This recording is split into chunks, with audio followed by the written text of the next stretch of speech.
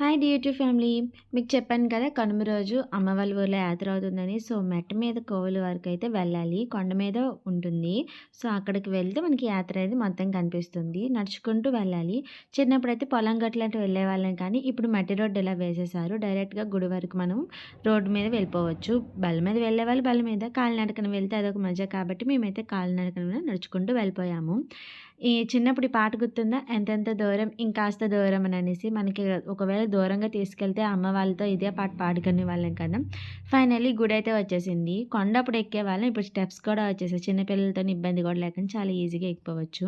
Finally గుడికైతే వచ్చేసాము. First గుడి దగ్గర లోపలికి వెళ్లి దర్శనం చేసుకొని, ఆ తర్వాత బొమ్మలేవేవి కొనుక్కోవాలని ఒక్కొక్క బొమ్మ అయితే చూసేసుకుంటున్నాము.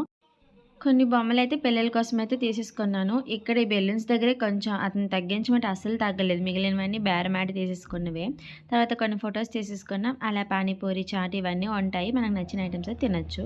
తినేసుకొని రిటర్న్ అయితే అయిపోతున్నాము. రిటర్న్ అయ్యేటప్పుడు కొంచెం ట్రాఫిక్ అయింది. బళ్ళ మీద వచ్చే వాళ్ళ వల్ల రోడ్ కొంచెం బిజీ బిజీ అయిపోయింది. కానీ పర్వాలేదు. మనం నడుచుకుంటూ కాబట్టి దూరిపోతూ వచ్చేసామనమాట. సబ్స్క్రైబ్ అండ్ సపోర్ట్ చేయండి. Thanks for watching. బాయ్.